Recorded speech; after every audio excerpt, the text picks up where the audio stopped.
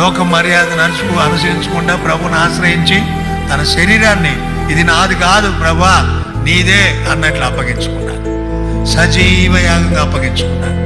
అలాంటి వారే లోక మర్యాదను అనుసరించకుండా దేవుడు ఆరంభించిన కార్యం, దేవుడు అప్పగించిన కార్యాన్ని సంపూర్తి చేయగలిగేవారు.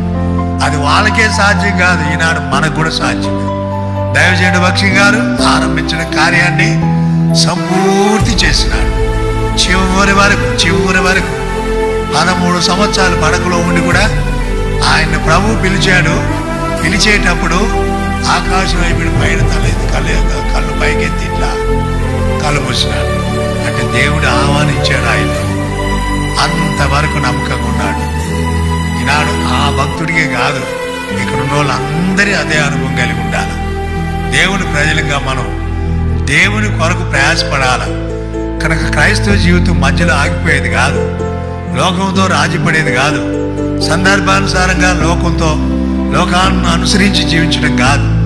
లోకాన్ని నుండి బయటకు వచ్చినావు. యోహాను సువార్త 15:19 నేను మిమ్మల్ని లోకంలో ఉండి ఏర్పరచుకున్నాను, మీరు లోక సంబంధులు కారు. నేను లోక సంబంధులు కానట్లు మీరు కూడా కారు.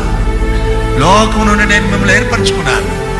లోకాన్ని నుండి ఏర్పరచుకున్న వ్యక్తి లోక మర్యాదను అనుసరించకుండా జీవిస్తాడు, లోకంతో రాజీపడి కూడా జీవిస్తాడు.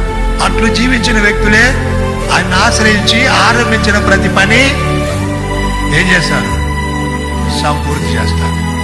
యవనస్తులుగా గుర్తుపెట్టుకోండి, ఆరంభించారు ప్రభుతో మీ జీవితాన్ని, సంఘమంతా చూసింది.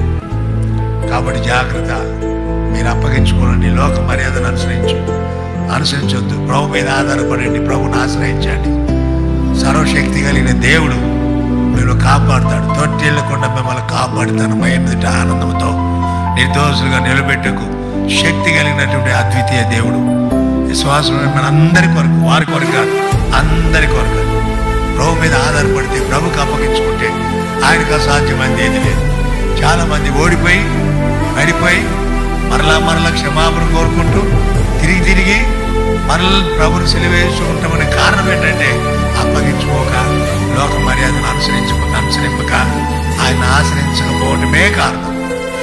ఈ బలమైన కారణాలు, ఈ దైవ నియమాలు దేవుడికి అనుకూలంగా జీవించాలంటే ఆయన ఆశ్రయించడమే కాదు, అప్పగించుకోవడం మీద కాదు, ఆయన మీద ఆనుకోవాలి.